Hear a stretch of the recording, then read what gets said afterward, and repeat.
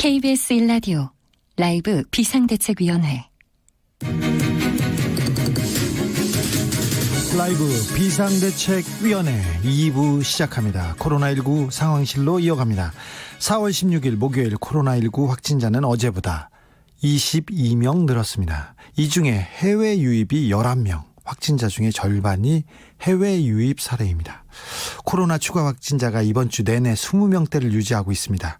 하지만 강화된 사회적 거리두기, 이거 계속 이어가야 됩니다. 이게 성과를 보이고 있다는 뜻입니다. 사회적 거리두기가. 그런데 확진자가 적으니까 우리들 마음 살짝 풀어헤치고 나가고 싶다. 날도 좋은데 자꾸 친구 만나고 싶다. 커피 마시고 싶다. 안 됩니다. 조금만 더 참으십시오. 지금이 가장 중요한 때입니다. 사회적 거리두기. 몸은 멀리 마음은 가까이. 아시죠? 조금만 더 다 함께 한마음으로 지켜서 코로나19에서 완벽하게 벗어나 보자고요. 물리쳐 보겠습니다. 8271님, 온라인 계약 오늘 조카가 하는 걸 도와줬는데 서버 폭주로 다음으로 넘어가지 않아서 조카들이 애먹었네요. 컴퓨터, 패드, 폰 3가지를 돌리는 겨우 되었지만 그마저도 버벅거려서 끝까지 못했어요. 더 나아지겠죠? 예, 금방 바로 잡아줄 거예요. 교육부에서 바로 잡아주십시오. 최영우님, 근데 주 기자님도 좀 피곤해 보이시는데 어제 좀 달리셨나 봐요. 달린다는 게 무슨 의미인지 모르겠지만 새벽까지 개표도 받고요. 밤에 저희는 나름 그 선거 때 같이 고생하고 같이 노력하고 그랬던 사람들 이렇게 모여가지고 이렇게 다 선거에 대한 평가도 하고 개표도 지켜보고 그런 일이 있어가지고요. 뭐 회의도 있었고요. 다른 취재도 있어서 그랬습니다. 저는 술 먹고 달리고 그러지는 않습니다. 그러니까 얼굴은요, 7살 때부터 피곤해 보였어요, 사실은. 그러니까 그런 뭐 술 먹고 이게 방송 못한다 그렇게 생각하시면 안 됩니다. 네. 박주민 의원 연결하겠습니다. 네. 여보세요? 네, 맞습니다. 예. 네. 벌써 연결했네. 내가 앞에 얘기해야 되니까 좀 잠깐만 기다리세요. 오늘 세월호 6주기입니다. 온라인에서 코로나19로 사회적 거리두기를 지키면서 세월호 희생자를 추모하자, 이런 움직임이 있었는데요. 6주기 기억식도 코로나19 여파로 아주 작게 열렸습니다. 오늘 안산에서 열린 세월호 희생자 6주기 기억식에 다녀온 더불어민주당 박주민 의원 잠시 연결하겠습니다. 안녕하세요. 예, 안녕하십니까. 지금은 어디세요? 지금은 안산에서 서울 올라가는 길입니다. 세월호 네. 기억실 갔다가요? 네네, 갔다가요. 예. 네. 또 오늘 참석했을 때는 어땠어요? 아까 말씀하신 대로 그 코로나19 때문에 그 규모를 대폭 줄였어요. 네. 그리고 참석한 사람하고 또 다른 사람의 간격을 전후좌우로 약 한 2m 가깝게 벌려놨거든요. 네. 그래서 대략 한 300명 정도만 이제 행사장 안에 들어와서 앉아서 행사를 행사에 참여할 수 있었고요. 뭐 여전히 뭐 가슴 아프죠. 뭐 어머님들 말씀이나 아니면 뭐 영상 뭐 이런 것들 다 가슴 아프고, 또 특히 올해 그 추도식은 전에 추도식과 약간 다른 부분이 있다면 이제 남아있는 과제들에 대한 언급이 굉장히 많았던 추도식이었습니다. 예. 네. 이번 21대 총선에서는 또 세월호가 또 큰 이슈가 됐습니다. 근데 특별히 좀 가슴 아픈 뉴스들이었어요. 세월호 네. 막말이 자주 불거졌고요. 세월호 현수막도 훼손되고요. 가족들도 조금 가슴 아프게 보셨을 것 같은데, 의원님 이 문제에 대해서는 어떻게 생각하세요? 네, 그래서 이제 사실은 가족분들이 오늘도 좀 이렇게 추도사에서 나왔던 부분이요. 그 피해자에 대한 2차 가해를 못하게 하는 법이 필요하다. 예. 이런 말씀하셨거든요. 네. 실제로 이제 이번 총선에서 막말 같은 게 좀 많았었어요. 네. 그래서 가족분들이 저한테 이제 구두로도 이제 피해자들을 공격하는, 모욕하는, 혐오하는 그런 발언들을 좀 못하게 하거나 좀 처벌하게 하는 그런 법을 만들어 봐줬으면 좋겠다, 이런 말씀들 많이 하시더라고요. 그래서 뭐라고 하셨어요? 예, 뭐 당연히 노력하겠다는 말씀 드렸고요. 예, 그거 말고 또 오늘 하여튼 여러 가지 이제 과제에 대한 이야기들 해주셨고, 예, 그렇습니다. 박주민 의원은 세월호 변호사 이렇게 또 기억하는 분들이 많습니다. 지난 총선에 나왔을 때 세월호 가족들과 잠수사분들이 자원봉사자로 나와서 선거운동을 하던 모습이 생생한데요. 네. 국회에 입성했어요. 해서 네. 세월호 유가족들을 위해서 많은 일을 했는데 어떤 점은 좀 부족했다고 생각하세요? 그러니까 진상규명을 위해서 아시다시피 그 선체조사위원회라는 것을 만드는 법이 이제 통과돼가지고 선체조사도 한번 했었고, 그 다음에 사회적 참사 특별조사위원회라는 것도 지금 만들어서 활동을 하고 있잖아요. 예. 그리고 검찰 이제 특별수사단도 좀 만들어졌고 이런데 아직도 진상규명이 잘 되고 있지 않은 상황입니다. 그래서 이런 부분에 대해서 종합적으로 점검을 하고 좀 더 잘 될 수 있도록 해야 된다는 생각을 가지고 있었고, 특히 오늘 많이 들었고요. 또 이제 가족분들이 또 얘기하시는 게 또 안전을 위한 여러 가지 제도가 부족하다라는 말씀도 하세요. 네. 그러니까 예를 들어서 무슨 기업이 이익을 위해서 굉장히 안전을 무시하고 여러 가지 이제 영업 활동하다가 크게 사고가 난다든지 이랬을 때 그런 기업들을 좀 중하게 처벌할 수 있는 법이라든지 이런 것들 말씀하시거든요. 근데 네. 그런 것들도 좀 통과가 안 된 부분이 있어서 그런 것도 좀 이번에 21대 국회 때 저희 쪽 숫자가 많아진 김에 예. 좀 통과를 다시 한번 시도해봐야 될 것 아니냐 이런 생각을 많이 하게 됐습니다. 박주민 의원 열심히 해야 되겠네요. 지금 얘기 들어보니까. 할 게 되게 많아요. 그래서 오늘 갔더니 이제 다른 분들도 많이 오셨거든요. 스텔라데이지오 가족분들도 오셨고, 예. 여러 이제 사회적인 참사라고 불리는 사고에 의해서 희생당한 분들의 가족분들이 많이 오셨어요. 그래서 추도식 기억식 끝나니까 이제 저한테 이제 삼삼오 오셔가지고 여러 말씀을 해주셔서 제가 다 귀담아 듣고 나름 제 생각이 좀 정리되기도 했던 하루였던 것 같습니다. 예. 9890님, 박주민 의원님 공약 네. 꼭 지키시길 바랍니다. 국회의원들이 일도 안 하고 세비 낭비하는 꼴 보자고 투표하는 거 아닙니다. 이렇게 따끔한 문자 보내셨어요. 네, 일하는 국회 만들기가 사실은 이제 제가 이제 국회혁신특위위원장이었거든요. 그래서 만들었던 몇몇 법안들이 있고, 저희 더불어민주당이 공약으로 내세우게 됐었는데, 그거 21대 국회 때 꼭 해보려고 하고 있습니다. 네. 오늘 오전에 세월호 참사 특별수사단이 의미 있는 수사를 했습니다. 조대한 세월호 특조위 부위원장을 소환했는데 얼마 전에는 대통령 기록관도 압수수색했고요. 네, 검찰 특별수사단의 행보 이게 어떻게 보세요? 잘 가고 있습니까?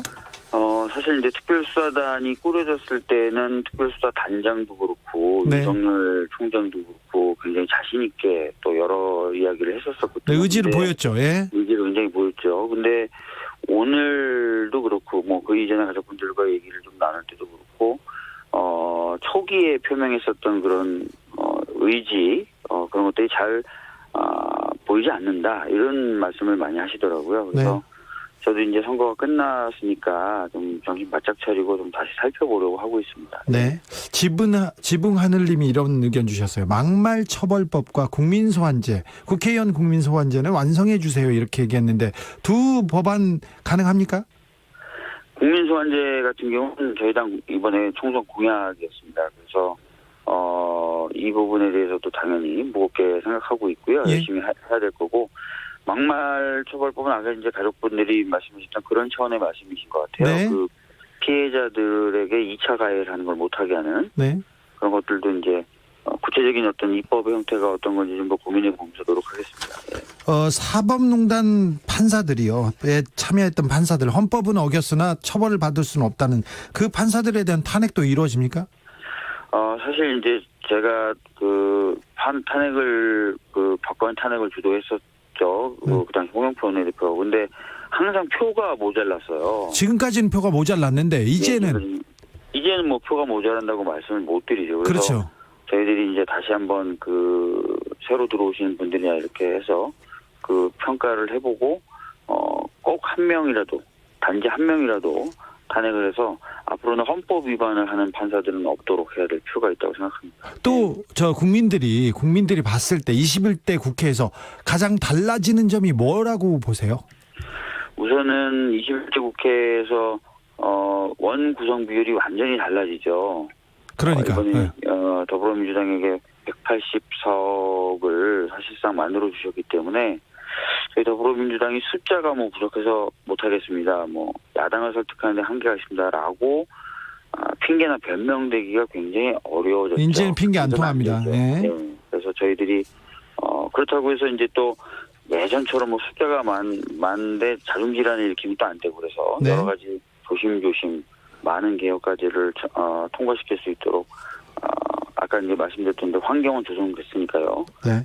준비를 해나가야 된다고 생각합니다. 예. 준비를 해나가고 그리고 또 가시적인 성과를 좀 보여줘야 될 것 같은데요. 물론이죠. 네. 예. 김성진님 의견입니다. 공수처장 임명에 추천위원회에서 야당이 2명을 추천하기로 되어 있는데 이거 어떻게 됩니까? 거부권이 있는데 어떻게 되나요? 이렇게 물어보시는 분이 있습니다. 공수처장, 공수처에 대해서 관심이 큽니다. 네. 지금 말씀하신 대로 외부에서 3명 그리고 그 여당에서 2, 야당에서 2명 이렇게 추천하게 되지 않습니까? 네. 그래서 이제 7명의 추천위원회를 구성하게 되고 그중에 특히 이제 야당이 비토권을 가지고 있기 때문에 사실상 이제 여야가 좀 협의를 해야만 되는 부분이에요. 예, 공수처장 임명이요. 예, 공수처장 임명에 대해서 원래 이제 그런 식의 제도적 틀을 가지고 있었기 때문에 그 부분이 이제 어떻게 작동될지에 대해서 저희들도 오늘 잠깐 최고에서 얘기를 나눴습니다. 네. 일단은 가장 우선적인 거는 저쪽이 그러니까 미래통합당이 언제부터 정상적으로 가동되느냐 요 좀 점검을 해봐야 될 것 같고요. 두 번째는 가동이 되면서도 요 문제를 협의해서 빨리 공수처장을 추천할 수 있도록 좀 그렇게 하자는 얘기를 나눴습니다. 예. 블루드리머님이 이런 의견 주셨어요. 오, 박주민 의원님, 어제 의원님 걱정은 일도 안 해서 죄송합니다 했는데 이번 선거 어떻게 그렇게 힘들진 않았죠? 4년 전에는 아마 주진우 기자님도 아시겠지만 제가 가장 마지막에 공천에 대해서 전혀 모르는 곳에 가서 네. 아무도 모르고 지리도 모르고 이런 데서 선거를 급하게 치렀고요. 이번에는 제가 그때 민주당에서 비대위원장 김종인 비대위원장인데 김종인 비대위원장님이셨죠. 네, 그 박주민 의원을 별로 안 좋아했어요. 세월호 변호사라고. 그래서 공천을 안 주려고 하다가 마지막 날 줬어요. 마지막 날. 네. 근데 그때하고는 좀 달리 제가 이제 4년간 열심히 지역에서 활동을 해왔고 예. 또 그렇기 때문에 상황은 많이 달랐죠. 예. 그렇습니까? 네, 알겠어요. 주외원님, 세월호 6주기에 가슴 아프네요. 정치인들이 오늘 당선 소감을 4년 동안 제대로 지켜주시길 바랍니다. 이렇게 얘기하시는 분들이 있습니다. 이게 다른 거 하나 물어볼게요. 21대 국회가 열리자마자 민주당이 어떤 모습을 보일까요? 박주민 의원이 최고위원입니다. 최고위원. 제가 이제 그 부분에 대해서 지금 당장 A다 B다 C다 얘기는 되게 좀 어려울 텐데요. 이제 아마 이제 흐름이 이렇게 될 거예요. 5월 초에 아마 원내대표 선거를 하게 될 겁니다. 네. 다음번 원내대표. 그다음에 그 원내대표가 원 구성을 위한 사전 밑그림을 의원들하고 같이 그려 나갈 거고 그 속에서 이제 21대 국회에서 처리해야 될 과제도 좀 순서나 이런 것들이 잡히게 될 거예요. 내용도 잡히게 될 거고. 예.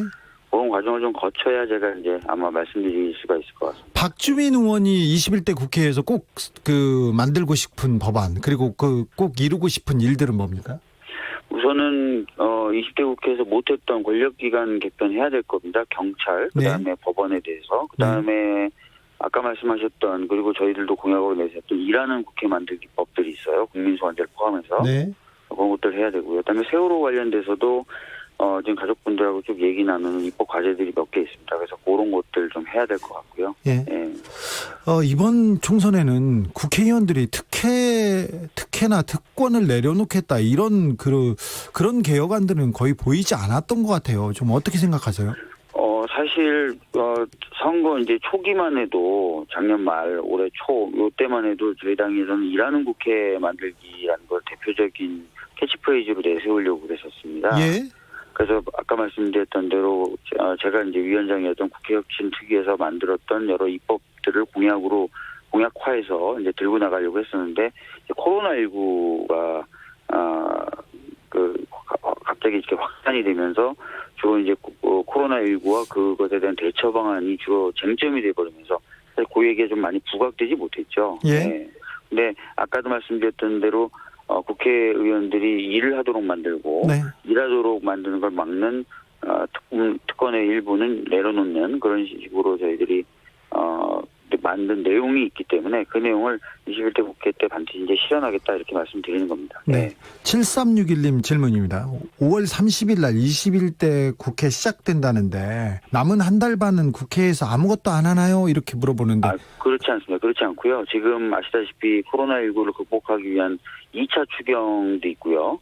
그래서 그 2차 추경이 다음 주에 이제 정부에서 편성이 돼서 넘어올 겁니다. 그렇게 되면 그 2차 추경안 논의부터 시작해서 국회가 할 일들이 있습니다. 그래서 멀지 않을 거고요. 또 저희 당도 놀 생각이 전혀 없습니다. 지금 20대 국회에서 아니 박주민은 열심히 네. 일하는데 다른 의원들은 많이 놀아요. 민주당도 아시면서 그래. 그렇게 안 하려고 저희들이 이제 4월 말에 당선된 분들 좀 다 같이 모여가지고 네. 뭐 준비하는 그런 워크숍 같은 것도 하려고 그러고 바쁘게 좀 진행하려고 합니다. 예. 예다움님 질문입니다. 법사위원장 하시나요, 박주민 의원님? 이렇게 물어봅니다. 법사위원장은 아시다시피 대대로 제1야당에서 배출하고요. 상임위원장들은 보통 3선이 합니다. 네. 예. 그렇습니까? 네. 그러면 이번에도 그런 위원장 못해요? 상임위원장? 재선들은 상임위원장 하는 경우가 거의 없고요. 그래도 박주민은 할만한데요. 아닌가요? 글쎄요. 네. 박주민 의원님, 최고위원이시고, 네. 박대만이라고 들어보셨어요?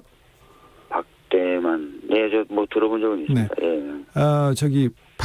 박주민 대통령 만들기 추진협의회 그런 게 암암리 온라인에서 암약하는 사람들이 몇 명 있습니다. 그거 어떻게 생각하세요? 제가 전에도 한번 비슷한 질문을 받아서 감사하지만 왜 이렇게 더듬어? 왜 이렇게요? 감사하지만 뭐 저하고 크게 상관은 없다 이런 말씀을 드린 적은 있어요. 네. 아기가 지금 몇 개월이죠? 6월 27일생이에요. 그러니까 네. 이제 만으로 2살 되기 2개월 전이니까 이제 22개월 됐죠. 이제 네. 아빠 불러요? 말 되게 잘해요. 그래요? 예. 아빠 싫어, 뭐 아빠 나가. 아빠 싫어, 아빠 나가? 예. 네. 네. 박주민 의원 닮았습니까? 예, 뭐 생긴 게 저 닮아서 그 눈에 쌍꺼풀도 없고 입술도 두툼하고 앞니빨도 툭 튀어나오고 그래요. 걱정되네요, 갑자기. 머리숱도 별로 없고. 아이고 걱정됩니다. 네. 여기까지 듣겠습니다. 네, 감사합니다. 지금까지 더불어민주당 박주민 최고위원이었습니다. 감사합니다. 네, 감사합니다. 예. 7352님, 매일 듣고 있지만 야당 당선자도 있으니 전화 통화하고 그러세요. 그러는데, 네, 저희가 야당 당선자들 특별히 모시고 싶습니다. 그리고 야당 의원들 모시고 싶습니다. 미래통합당 의원들 저희들 항상 기다리고 있습니다. 그런데 미래통합당, 미래한국당 의원들이 그 선거 전략이 뭐냐면요. 그 언론에 잘 안 나오는 거예요. 그래서 저희가 인터뷰 요청을 수차례 드렸으나 안 나오셨습니다. 여러 일정이 있어서 당내 사정이 있어서 성사되지 못하는 부분도 있고요. 저희가 계속 모시려고 노력하고 있고요. 꼭 모시겠습니다. 그러니까 주변에 있는 미래통합당 지인분들 있지 않습니까? 그 방송 나가봐. 그러면 할 말도 다 하고 괜찮아 이렇게 얘기해 주시면 감사하겠습니다. 이은재 의원도 와가지고 얘기 많이 하시고 너무 고맙다고 하고 가신 거 보셨잖아요. 네. 6171님, 어젯밤 이야기 가사가 어젯밤 선택받지 못한 야당 이야기 같아 못 푸네요. 네, 뭐 또 들으셨구나. 앞으로는 더 열심히 잘해서 국민의 선택을 받으십시오. 그러면 경쟁하게 해야 됩니다. 잘하면 칭찬하고 표를 주고 잘 못하면 회초리 들고 따끔하게 낙선시켜서 더 국민들한테 그 마음을 사도록 헌신하고 희생하고 국민을 위해서 진짜 이렇게 봉사하는 그런 사람들로 만들어야죠. 1870님, 여당이 독주하면 반드시 다음에 심판받을 거예요. 야당과 타협하는 정치, 겸손한 정치 좀 보고 싶어요. 네, 기대하고 있습니다. 그런 정치 같이 필요합니다. 5257님, 엄중한 판단에 힘을 얻었지만 한편 그 감당할 책임은 막중합니다. 개혁의 길을 놓지 않았으면 하는 기대합니다. 청취자분들도 생각이 거의 비슷합니다. 이거 엄중하고 막중하다. 이게 어려운 숙제를 여당이 하게 됐다는 생각을 하는 걸 보면 청취자들이 굉장히 지지하는데 또 우려하기도 하고 잘못하면 따끔하게 혼내겠다 이런 생각도 보입니다. 민경희님, 후보들 꼼꼼하게 체크하고 신중하게 생각하고 투표하고 왔더니 재난긴급생활자금 33만 원 들어왔어요. 열심히 써서 경제 살리는데 나라에 되돌리기 줄겠습니다. 우리나라 좋은 나라입니다. 벌써요. 이렇게 정부가 열심히 움직이고 있습니다. 그 돈을 가지고 또 경제 살리기를 위해서 잘 쓰겠다는 국민들, 우리 청취자의 마음 굉장히 높게 평가합니다. 2502님, 코로나 여파에도 길게 줄을 선 투표 행렬을 보며 많은 감동을 받았습니다. 당선되신 분들은 국민들이 어떤 상황에서 어떤 마음으로 투표했는지 잊지 말아 주십시오. 대한민국 파이팅. 그렇습니다. 어렵고 무섭잖아요. 사람들이 많이 모인 공간이고, 그리고 한 공간에서 어떤 일이 누가 왔는지 어떤 일이 벌어지는지도 모름에도 불구하고 국가를 위해서, 국민들을 위해서 투표에 나서 주셨습니다. 이 마음 정치인들이 지도자라면 새겨야 됩니다. 6316님입니다. 경북 포항에 사는 30대 후반입니다. 포항 남 울릉 지역에도 진보 개혁이 있길 바랬는데 보수의 텃밭에서는 아직 멀었다는 생각에 드는 투표였습니다. 개표였습니다. 그렇습니다. 아직은 가야 할 길이 먼 것 같습니다. 진보 개혁의 개혁 세력도 더 열심히 노력해야죠. 열심히 노력해서 마음을 얻어야죠. 2292님, 연동형 비례제 덕분에 소수당에 대한 기대를 많이 했는데 소수당이 너무 적게 당선되어서 마음이 횡합니다. 민중당, 녹색당 등 언젠가는 모두 국회에 들어왔으면 하는 마음입니다. 네, 저도 비슷한 마음으로 소수당, 소수의 의견 응원하고 지지하고 있습니다. 제가 지지하고 있다고 얘기하면 안 되죠. 근데 소수자의 목소리도 크게 국민들한테 퍼지기를 기대합니다. 4080님, 수능시험 성적표를 받아보는 기분으로 보았어요. 개표 방송 봤군요. A+ 학점은 자만하지 말고 F 학점은 더 열심히 분발해야겠구나, 이런 마음 듭니다. 네, 그렇죠. 그렇습니다. 그 마음입니다. 6973님, 전주 개인 택시예요. 제가 지지한 분이 되어서 기대가 커요. 주진우 씨 프로도 많이 듣고 배웁니다. 오늘은 유튜브로 보니까 주 기자님 머리가 길어서 화가 느낌도 풍기네요. 열심히 들을게요. 제가 화가 쪽은 처음 들어봅니다. 주로 음악가 쪽 이렇게 얘기하거든요. 그래서 음악 하세요 그러면 네네 이렇게 지나가는데 네, 화가는 또 처음입니다. 네, 화가 좋아합니다. 4194님, 개표방송 KBS 유튜브로 봤어요. KBS 유튜브로 보는 분들이 많더라고요. KBS가 공중파 중에 가장 많은 유튜브 접속자 수였고요. 개표방송 시청률도 월등히 높게 나왔습니다. TBS에서 주진우 기자 찾았는데 3만에서 못 보겠더라고요. 네. 주진우 기자님 찾으러 여기저기 기웃 안 거리게 주디 라이브 비데이 고정하시는 거죠. 이거는 네.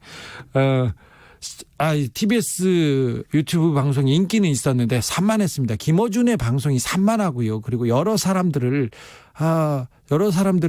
약간 어렵게 하는 그런 방송으로 재미를 줬는데 재미는 찾았는지 모르겠는데 산만했습니다.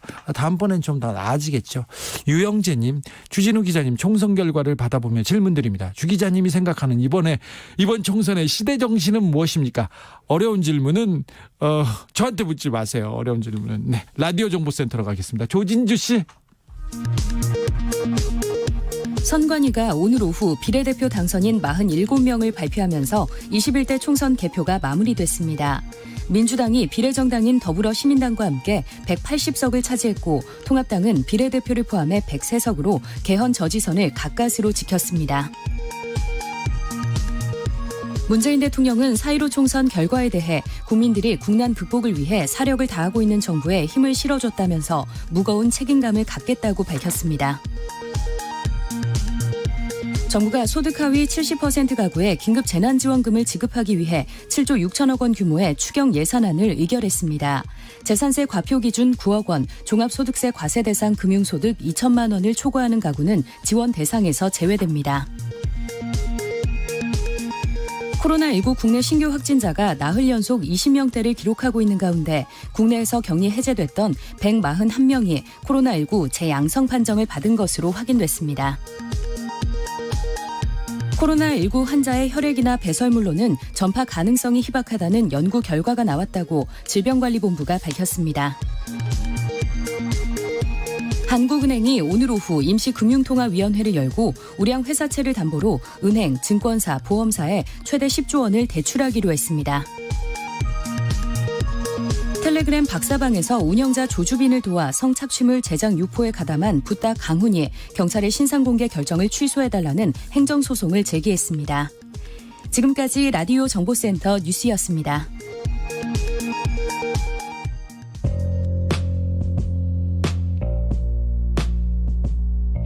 당신의 저녁은 예전 같진 않겠지만 계속 똑똑해진다.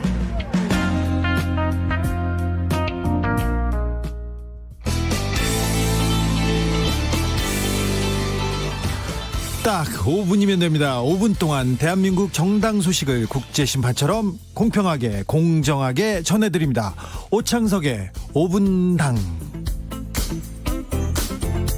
오창석 평론가 어서 오세요. 네, 안녕하세요. 오창석입니다. 브레이커스 조님이 오창석 오자마자 문자 주셨습니다. 오창석 부산 전망 다 틀렸어. 어쩌실 거야? 예, 제가 그 박빙으로 봤거든요. 미래통합당과 더불어민주당. 진짜요? 예, 18개 중에 박빙. 반반씩 가져갈 수도 있다. 아, 네. 그렇게 얘기를 했는데 민주당이 3석, 미래통합이 15석을 가져갔습니다. 네. 그나마도 3석이 1000표 차 내외 초박빙 승부로 결론이 났습니다. 네. 예.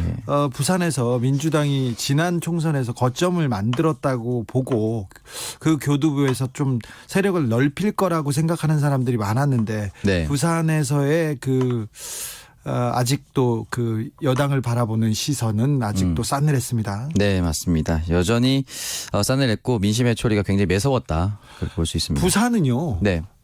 문재인 대통령의 기반이자 네. 노무현 대통령의 기반인데 왜 부산 사람들은 왜 부산 분들은 문재인 노무현 대통령한테 마음을 안 주나요? 사실 이제 이번 부산 총선이 왜 이렇게 지난번보다 못했는가 여기에 대해서 여러 가지 분석이 나올 수가 있는데 저는 기본적으로 이번 선거에서 코로나 바이러스가 상수였다가 코로나 바이러스를 극복하는 과정에서 나온 긴급 재난지원금이 또 사실 상수가 됐다고 봅니다.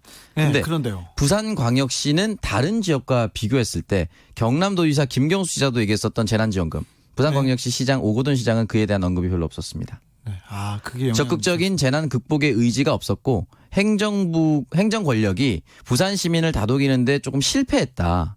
저는 그렇게 분석을 하고 싶습니다. 지난 총선 때는 김해 동남권 신공항이 큰 그 이슈였던 것 같은데 네. 이번 총선 때는 왜 그 얘기는 없었어요? 사실은 이 국난이라고 할 수 있는 상황에서 어떤 건설 공약을 내세우는 게 쉽지 않았을 것입니다. 그리고 중요한 것은 같은 더불어민주당이라도 같은 미래통합당이라도 서로 부산시당과 대구시당이 나눠서 서로 자기 지역으로 유치하기 위한 싸움을 벌였습니다. 네. 그렇기 때문에 쉽지 않았습니다. 1156님 아니야 이제 예상 그만해.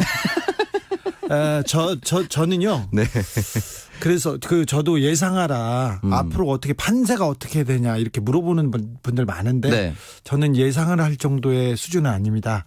판세를 읽을 정도의 그 깊이는 못 됩니다. 이렇게 얘기하는데 막 거는 사람들 있잖아요. 이번 총선에서 몇 석 나온다 막 얘기하고 뭘 네. 걸겠다 이런 사람들 있잖아요. 네. 우스운 꼴 보는 경우 너무 많이 봤어요. 근데 지금 오창석 평론가한테 한 얘기 아닙니다. 네.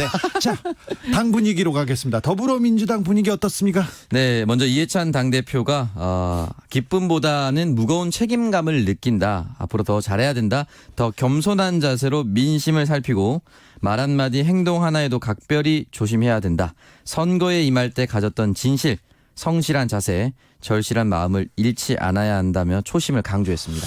무거운 책임감 그 단어에 제가 꽂힙니다. 그리고 이낙연 선대위원장도 네. 무겁게 이 결과를 받아들인다는 얘기를 하더라고요. 네, 이미 이낙연 지금 당선인 같은 경우는 출구 조사가 민주당이 승리하는 결과가 나왔을 때도 다른 사람들이 박수 칠 때 이렇게 손을 양팔로 벌리면서 제지하는 그런 무거운 책임감을 보여주기도 했습니다. 사실 이거 굉장히 무서운 일이에요. 네. 지금까지 20대 총선 때 그 일을 잘 못했어요. 그리고 네. 개혁과제가 문재인 정부의 개혁과제가 산적했는데 개혁을 이뤄냈다. 그리고 경제 관련해서 성과를 냈다. 어떤 관련해서 특별한 성과를 냈다. 그럴 수 없는 그런 상황이었어요. 자랑할 수 있는 게 별로 없는 상황이었어요. 네, 물론 맞습니다. 있죠. 그런데 그 경제 이슈나 그다음에 외교 이슈에서 크게 성과가 없다고 얘기를 할 수도 있는데 그 문제가 뭐였냐. 야당이 안 도와준다. 야당이 국회가 안 도와주고 계속 국회가 회방을 놓아서 지금 문재인 정권의 그 앞날을 막고 있다고 그렇게 얘기하고 넘어갈 수도 있었는데 이제는 안 됩니다. 이제. 네, 맞습니다. 그리고 야당이 목리를 부려서 법안이 통과되지 않았다. 네. 또는 야당이 목리를 부려서 뭘 못했다. 이런 지금까지- 이야기를 할 수가 없어요. 이제 네, 의석수에 봐서. 네. 이제는 일을 해야 되는 때입니다. 그래서 좀 무섭게 받아들였는데 무겁게. 네. 그런데 다른 분들은 어때요? 다른 의원들은? 일단은 더불어민주당과 함께 비례연합정당을 구성했었던 더불어시민당의 최백은 공동대표는 네. 사임을 하면서 내 역할은 여기까지다라고 이야기를 남겼습니다. 민주당에서도 사임하는 분들 많네요. 예, 맞습니다. 양정철 민주연구원장도 역시 사의를 표명했습니다. 다시 야인으로 돌아가겠다라면서 이 총선 결과가 무섭다라고 이야기를 남겼습니다. 이근영 전략기획위원장도 그만두기로 했고요. 예, 맞습니다. 흔히 말해서 이번 선거를 이끌어 왔었던 주요 인사들이 모두 떠나게 됐습니다. 네. 그래서 미래통합당 상황은 어떻습니까? 네, 미래통합당 당대표였죠. 종로 선거에서 출마했었던 황교안 당대표. 예. 이낙연 후보가 유력 확실히 뜨자 기자회견을 가졌는데요. 이전에 약속한 대로 총선 결과에 대해 책임을 지고 모든 당직을 내려놓겠다고 밝혔습니다. 또한 국가적으로 중요한 시점에 나라가 잘못 간 것을 막지 못했다면서 모두 대표인 재부차리고 불민이다라고 고개를 숙였습니다. 아니 근데 책임을 어떻게 지신다는 거예요? 그냥 사퇴하는 게 책임을 지는 건 아니잖아요. 그래서 일단은 뭐 전통적으로 선거를 이끌어왔던 당대표나 선거대책본부장이 지면 사퇴라는 걸 책임졌는데 네. 근데 이 사퇴한 이후에 정당 수습도 중요하지 않습니까? 네. 근데 결국은 사퇴하고 나서는 당에 어떠한 영향력을 미치지도 못하고 미치지도 않겠다는 의지라서 사퇴 이후에 뭐 할 수 있는 건 사실 없습니다. 김종인 총괄선대위원장도 떠나셨나요? 네, 떠났는데 이 표현이 조금 묘합니다. 자세가 안 된 정당을 지지 요청해서 네. 송구하다.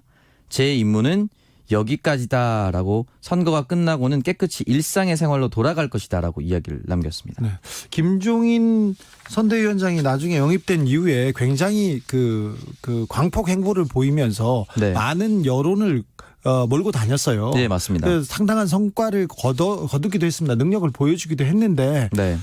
준비가 안 된 정당. 네, 그러니까 본인이 속한 정당을 그토록 끌어왔고 대여 투쟁에 나섰는데 갑자기 선거에 참패하고 나자 자세가 안 된 정당이다라고 표현하는 것은 조금 너무 무책임한 발언이 아닌가라는 생각이 듭니다. 아니 김종인 위원장 그 특유의 합법이에요. 네. 본인과 격을 같이 나누는 사람이 별로 없거든요. 네. 나만큼 수준이 되는 정치인이 없다고 생각하시는 분이세요. 그래서 그렇게 생각하는 수도 있으니 뭐 이분은 뭐 이렇게 얘기할 수도 있다고 봅니다. 이분 캐릭터상. 캐릭터상. 네. 정의당 심상정 대표는 끝내 눈물을 보이셨네요. 예, 맞습니다. 정의당 심상정 대표 정당 득표율 9.67%를 기록한 것과 관련해서 10%에 육박하는 지지율에도 여전히 국회 300석 중에 2%에 불과한 의석을 갖게 됐다라고 이야기하면서 몹시 아쉬운 결과지만 원칙을 선택했을 때 어느 정도 각오한 만큼 겸허하게 받아들이겠다 이야기를 남겼습니다. 정당 득표율 혹시 10%를 득표하면 몇 석이죠? 사실 이제 연동형 비례대표제가 책이 됐기 때문에 병리평 이런 것도 나눠지지 않습니까? 그래서 네. 사실 지난번보다 득표를 많이 하긴 했으나 네. 비례정당이 많이 쪼개졌기 때문에 실제로 비례 의석수는 5석, 지역구 1석 총 6석 현행 유지하게 됐습니다. 그런데 사실 정의당은 굉장히 정당 지지율도 떨어졌고 굉장히 어려운 열악한 상황이었는데 많이 치고 올라왔어요. 생각보다. 예, 사실 이제 지역구 2석 중에 1석을 잃긴 했지만 네. 초반 지지세에 비하면은 지지층이 대거 결집했다라고 볼 수가 있습니다. 예. 그렇기 때문에 물론 정의당은 더 많은 의석을 추구했었고 최소 10석 또는 많으면 단독 원내교섭 단체를 꾸리겠다라는 네, 꿈을 목표를 꿨죠. 가졌었는데 네. 결국은 이 현행 유지로서 만족할 수밖에 없는 상황이 됐습니다. 아직도 정의당의 길은 고단하기만 합니다. 네. 국민의당은 어떻게 됐습니까? 네, 국민의당 역시 정당 득표율이 높지 않았습니다. 6.8%를 기록해서 비례의석 3석을 얻은 것으로 끝이 났습니다. 그러니까 근데 네. 국민의당 안철수 대표는 왜 달렸답니까? 그거는 이제 아직도 미스테리는 선거가 없나요? 끝나도 이제 밝혀지기는 어려울 것 같고요. 네. 들어오기 직전에 미래통합당의 비대위 체제가 꾸려질 수도 있고 제1의 영입 대상은 안철수가 될 것이다라는 기사가 올라왔습니다. 아, 지금요? 네, 결정이 되진 않았습니다만 네. 이 현상이 계속해서 유지가 된다면 대범보수 네. 통합이 이루어질 수도 있다. 이 추측을 해볼 수 있습니다. 사실 국민의당은 그 지역구에 후보를 안 내면서 지금 미래통합당과 선거 연대를 했다고. 사실 그리고 느슨한 연대였습니다, 연대였죠. 그게. 그리고 안철수계 그 사람들이 다 대거 미래통합당에 들어갔기 때문에 그래서 범보수의 큰 판 짜기, 새 판 짜기도 좀 지켜볼 대목입니다. 민생당은요. 그동안 몇 석이었는데 지금 0석이 됐어요? 네, 민생당 당원들, 민생당 지지자분들은 굉장히 슬픈 결과인데요. 20석이었습니다. 20석이었는데 지금 한 석도 얻지 못했어요? 한 석도 얻지 못했습니다. 비례도요? 비례 득표율이 2.7%였습니다. 아, 네. 그래서 사실 가장 높은 자리에 있어서 프리미엄을 누릴 것이다. 적어도 3%는 넘길 것이다라고 예측한 분들도 많은데 결국은 이 3%의 벽을 넘지 못하고 지역구 전패를 했습니다. 네. 뭐 무겁게 결과를 받아들일 수밖에 없는 민생당이네요. 네. 여기까지 할까요? 오창석 평론가 수고 많으셨습니다. 네, 고맙습니다. 교통정보센터로 가겠습니다. 정현정 씨. 네, 이 시각 교통정보입니다. 오늘은 따뜻한 초여름 날씨였습니다. 전주는 25도, 서울은 23.8도까지 올라서 평년 기온을 크게 웃돌았는데요. 내일은 새벽부터 전국에 비가 온다고 하니까요. 우산을 꼭 챙기시기 바랍니다. 이 시각 고속도로는 퇴근길 차량이 늘면서 돌발 구간도 많은데요. 먼저 경부고속도로 서울 쪽입니다. 부산요금소 화물 하이패스 부근에 화물차가 고장나 있고요. 대전에서 신탄진 사이 3차로에는 장애물이 있습니다. 반대 부산 가는 길은 천안분기점 부근 갓길에 승용차가 고장나서 처리하고 있습니다. 북대구 부근 갓길에도 대형 화물차가 서 있어서요. 살펴서 지나셔야겠습니다. 통영 대전고속도로 통영 쪽으로 장수분기점 부근 1차로에는 고장난 트레일러가 서 있고요. 영동고속도로 강릉 방면 군포 부근에서 났던 사고는 처리가 늦어지고 있어서요. 둔대분기점에서 군포 나들목까지 아직 3km 정체입니다. 행복한 퇴근길 안전운행하세요. KBS 교통정보센터였습니다.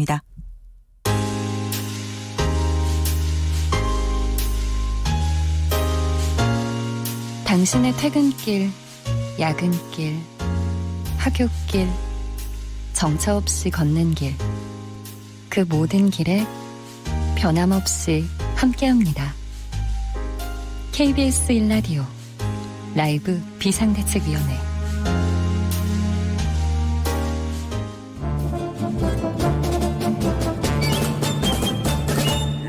여기도 뉴스, 저기도 뉴스, 빡빡한 시사 뉴스 속에서 가슴이 답답할 때 휴식을 드리는 시간입니다. 한 주에 한 권 맛있는 책을 만난다.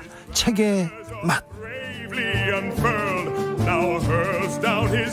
이알리움님, 제일 좋아하는 코너다. 저도 그렇습니다. 김갑수 평론가 어서 오세요. 안녕하세요. 정선태 교수님 안녕하세요. 네, 안녕하세요. 네, 총선 어떻게 보셨어요? 잘 봤어요. 교수님? 지금 48시간 잠을 못 자서. 지금 이거? 네. 왜요? 모르겠어요. 파티하셨어요? 네, 근데 그 얘기하기 전에 네. 오늘 260번 버스를 타고 오는데 기사님이 이 방송 듣고 계시더라고요. 기사님이 저를 안 태워줬으면 늦을 뻔했습니다. 아, 그래요? 감사드립니다, 기사님. 260번 버스 기사님 훌륭하십니다. 감사합니다. 네. 그런데 어디서 저는 제 목소리 막 나오고 그러면요 부끄러워서 못 듣겠더라고요. 아니요, 아주 또렷하게 잘 들립니다. 또렷하게. 그래서 걱정이에요. 아니 기사님께 감사도 감사인데 네. 어쨌든 선거 다음 날인데 개인적인 입장이 다 다른 거니까 예. 일방적으로 말할 수는 없는데 저는 한국 사회 이제 이렇게 지속적인 수준 상승의 과정처럼 보여요. 상식적인 얘기들이 네. 이제 지배적 다수를 이루는 과정. 네. 이번 결과를 그렇게 보는데 사실 이 정도까지 예상을 못해서 그런지 저도 한 새벽 어제 4시, 5시 그때쯤 이렇게 괜히 마음 심란해서 밖에 나와서 좀 산책을 했어요. 강아지 데리고 동네 걸어다니면서 어찌됐든 우리나라가 한 걸음 한 걸음 앞으로 간다 이렇게 생각을 하게 됐어요. 아, 네. 네. 저는 그 자신의 능력에 의해서가 아니라 다른 요인들에 의해서 정상으로 올려졌을 때 제대로 하지 않으면 추락한다. 네. 네. 그 얘기는 꼭 하고 싶습니다. 네. 아, 준엄한 국민의 명령인 것 같습니다. 네. 이건 또 한번 여쭤보고 싶었어요. 차명진 후보, 세월호의 막말을 퍼본 차명진 후보가 32.5% 득표했습니다. 우리 사회의 현실을 보여주는 그런 한 단면이기도 한데요. 네. 아, 어찌 해석해야 됩니까? 아, 정말 무섭습니다. 오늘 그 얘기를 해야 되는데, 네. 30%가 넘는 사람들에게는 아직도 차명진 씨의 그 워딩을 어떻게든지 받아들일 준비가 되어 있는 거죠. 차명진 후보가 세월호에 막말을 하지 않습니까? 그러면 후원금이 쏟아지고요. 지역 사무실로 선물이 답지합니다. 김진태 후보가 막말을 쏟아내면 의원회관으로 선물 옵니다. 그리고 그래요? 예, 대구 경북의 그 정치인들이 전라도 그 비하 발언하지 않습니까? 그러면 선물 옵니다. 이걸 어찌 받아들여야 되는지 그래서 더 합니다. 그런데 선거 때마다 그러면 또 찍어줘요. 그 지역에서. 그러니까 더 합니다. 그런데 세상을 작동시키는 이 원리 하나로 악의도 있는 것 같아요. 선의만 있는 건 아니고. 악이? 예. 근데 그 악의가 하나의 정치 세력을 이루니까 이렇게 자멸의 길을 가는구나. 그런데 세월호와 연관해서 지겹다 또는 유족들에 대한 그 비하, 폄하, 조롱 그다음에 그런 행동을 실제 폭식 투쟁에서 나서는 사람들 여기가 정치 세력과 결합이 돼서 뭐 새누리당 때부터 사실 그랬던 거죠. 서로 이제 어떻게 뭐 구분이 안 되는 한 덩어리의 세력처럼 보이니까 다수에게는 점점 이제 손가락질을 받고 소수화되는 건데 이번 총선 때 보면 결과적으로 다 그게 판결이 내려지는 것 같아요. 특별히 막말을 하는 품격이 없는 그런 후보들은 거의 낙선했습니다. 그러니까 차명진 씨 같은 경우는 그분에게 도대체 무엇이 들어있길래 세월호 유가족들을 그렇게 그것도 악의적으로 어떤 악의적인 기사를 이제 인용해서 쓴 건데 그래야만 됐을까? 뭐 실수가 있는데 덮어달라는 얘기도 아니에요. 있는 그대로만 봐도 그건 굉장히 잘못된 왜곡 보도에 지나가는 그 가짜뉴스의 하나였는데 왜 그런 길을 스스로 택하고 그런 사람들끼리 세력을 이뤄서 어떻게 해보려고 그랬을까.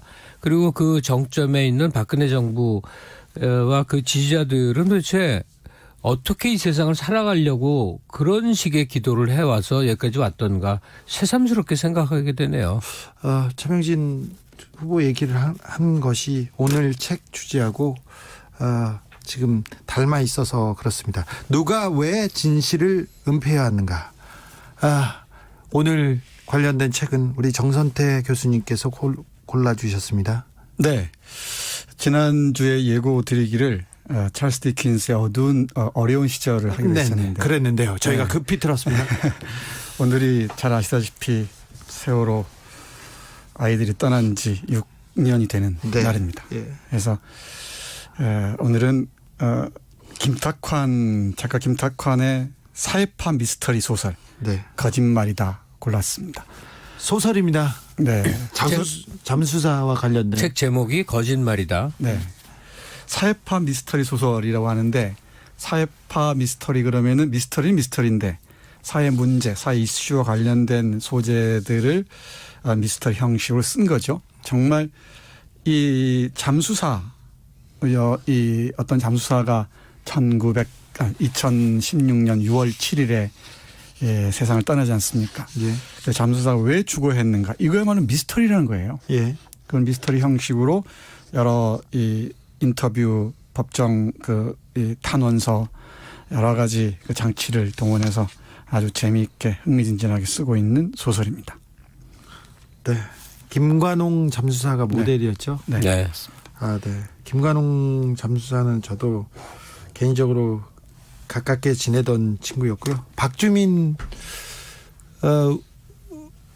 변호사가 이제 국회의원 선거를 할 때 그 탈을 쓰고 그리고 운전을 해주고 이렇게 자원봉사를 하던 그런 친구였는데요. 잠수사들이 겪는 트라우마가 굉장히 크더라고요. 네. 저도 팽목항에 내려갔을 때 잠수사들이 와서 여러 명이 와서 아이들을 구하기 위해서 굉장히 노력하는 모습을 봤는데, 근데 그분들의 아픔과 트라우마도 결코 적지 않아가지고 너무 가슴 아팠어요. 그러니까 잠수사들이 고생해서 아프다가 아니에요. 네.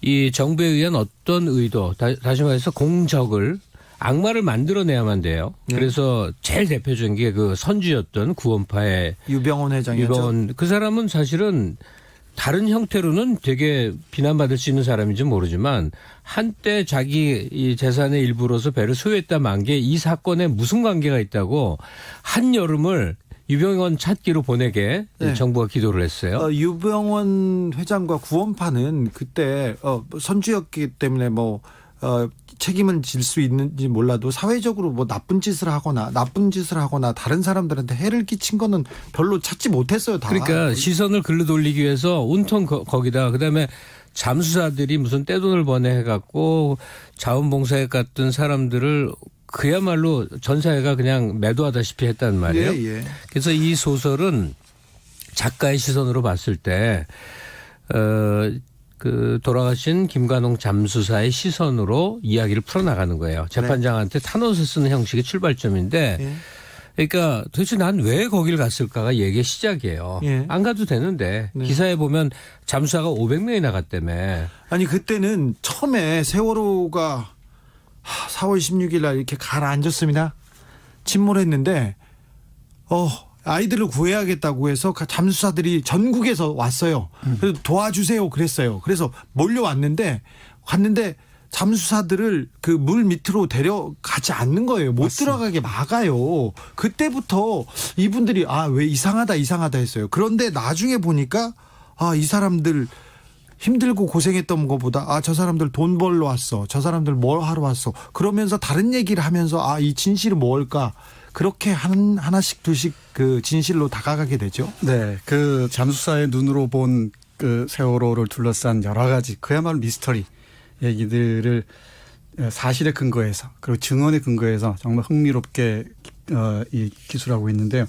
무엇보다 그 고통스러운 경험을 안고 살아야 했던 잠수사들 그리고 사회적으로는 온갖 조롱과 모멸에 시달려야 했던 그 사람들의 고통들이 얼마나 뭐랄까요 깊었는지 상상하기 어려울 정도입니다.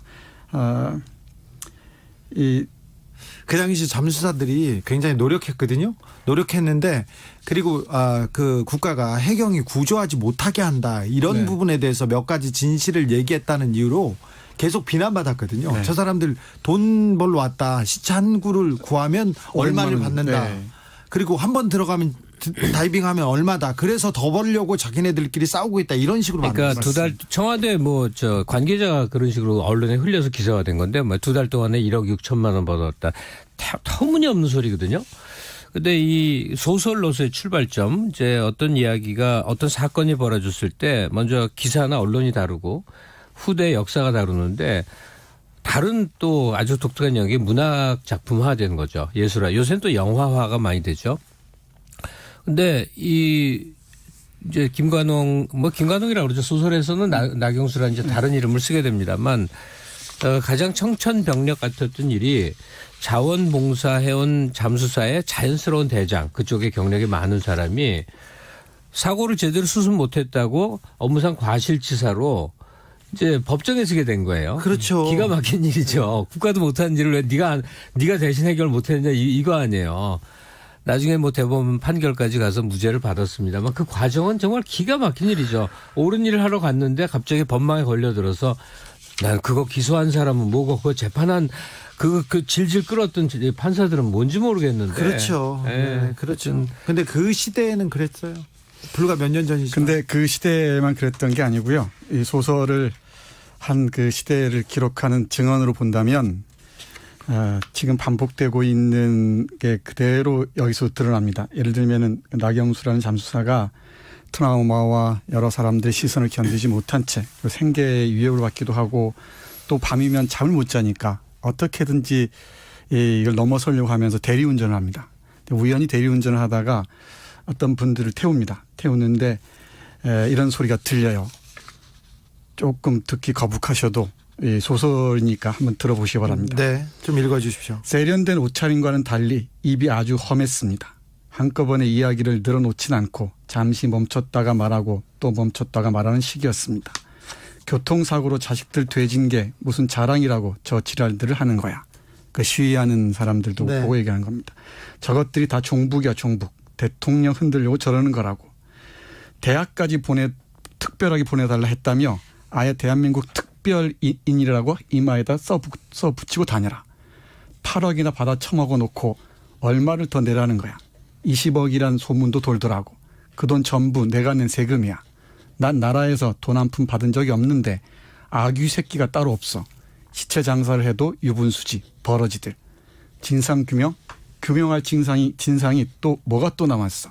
죄 지은 사람들은 모두 잡아 넣었잖아. 선장도 선원도 해경 정장도 전부 다. 도대체 무슨 진상이 더 남았다고 저러는지. 쯧쯧. 내 보기엔 저것들이 진상 부리는 거라고.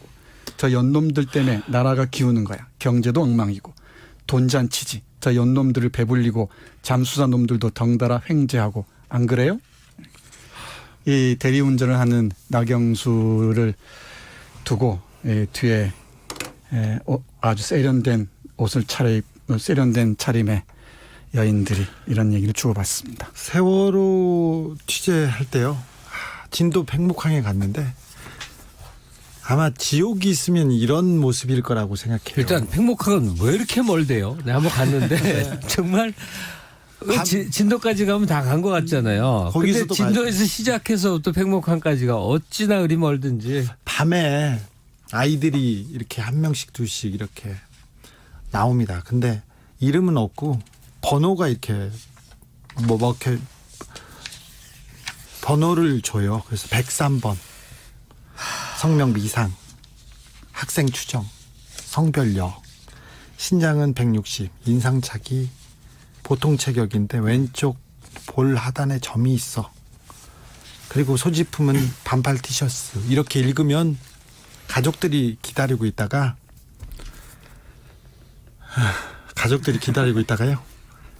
고마워서. 그러면 저희예요. 그렇게 누가 와요. 그러면은 다 울어요. 그런데 아이를 찾은 부모가 죄송하다고 해요. 죄송하다고 주변 사람들한테 얘기하면 주변 분들은 축하한다고 해요. 시신을 찾은 건데. 너희는 시신이라도 찾았잖냐. 그러면서 그리고 다 가요. 아이 시신을 찾았는데 옆에서 축하한다고 하고 찾은 부모는 죄송하다고 얘기해요. 그런데 아이고 거기 도와주러 간 사람들을 이렇게 악마화 시켜가지고.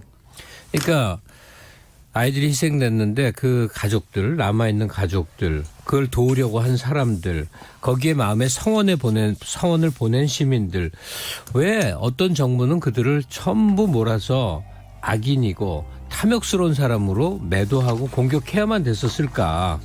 정말로 이해할 수 없는데 그런 행태가 한 정당의 기본 인식처럼 계속 그 막말이라고 그러죠. 계속 되면서 결국은 한 당이 자멸로 가는 걸 어제 우린 경험을 한 거죠. 시간을 다 썼네요, 교수님. 네, 한번 우리 청취자 여러분들 꼭 읽어보시고요. 저는 애도는 진실이 규명될 때 비로소 끝난다고 생각합니다. 네. 세월호 참사를 모티브로 했다고 합니다. BTS 봄날 들으면서 라이브 비데이 마무리하겠습니다. 내일 오후 5시 5분에 전 돌아오겠습니다. 지금까지 주진우였습니다. 지금까지가 겨울